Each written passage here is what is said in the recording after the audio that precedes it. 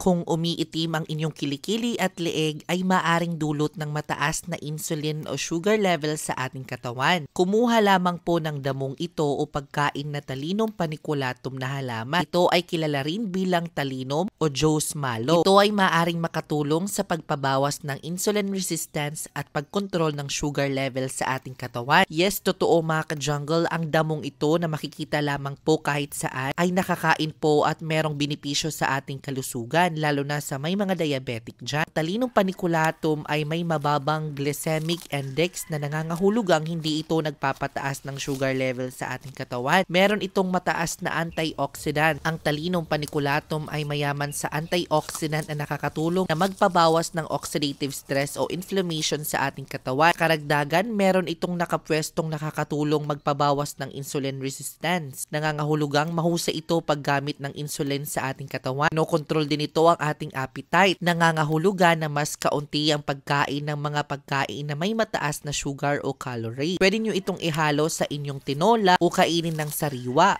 Ngayon mo lang ba ito nalaman? I-comment mo naman na yes at i-share mo ang video na ito. Ayan!